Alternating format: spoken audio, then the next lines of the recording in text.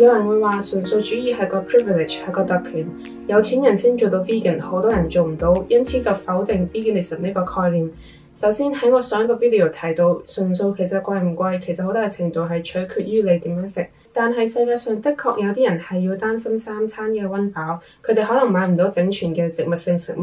咁純素主義仲唔係個特權？喺度我想 quote Keep Lazy Vegan 嘅 Rose， 我覺得佢講得好好嘅。佢話：如果你連基本嘅生理需要都未滿足到，又或者除非你係處於社會一個有特權、比較有優勢，簡單啲嚟講，即係有錢嘅位置，咁你可能係冇精神同埋時間去諗 veganism 呢個社會公義議題。如果你嘅基本需要已經得到滿足，咁你將會有更多嘅精力去擔心你自己生存以外嘅問題。呢個完全係正常嘅。所以冇錯，如果你係處於一個比較有優勢嘅位置，咁你關心 veganism 或者動物權嘅機會的確係比較大。但係咁樣唔代表成為一個 vegan 或者 veganism 本身係一件壞事。換句話講，如果一件事係 privilege 係特權，並不會令到嗰件事嘅本質變差。舉個例，教育係個 privilege 係個特權，唔係人人都可以入大學，但係呢啲特權係好嘅，係有建設性嘅。多啲人可以受到教育係對社會整體有好處。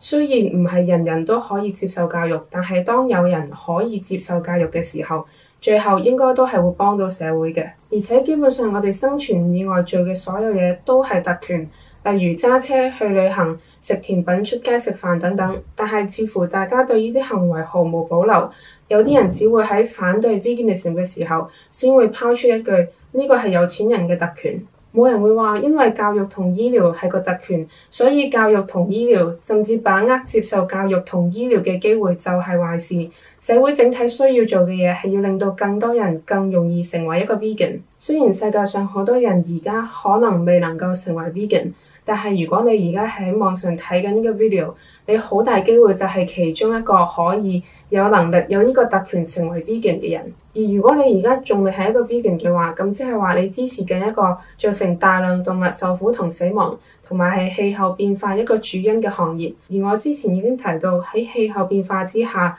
受到影響比較大嘅將會係本身根本冇乜錢、冇乜呢個特權去買動物製品嘅人。所以我哋更加有更大嘅責任，有充分嘅原因去成為 vegan， 去彌補我哋已經造成嘅傷害，同埋減少喺將來對人類、非人類動物造成嘅傷害。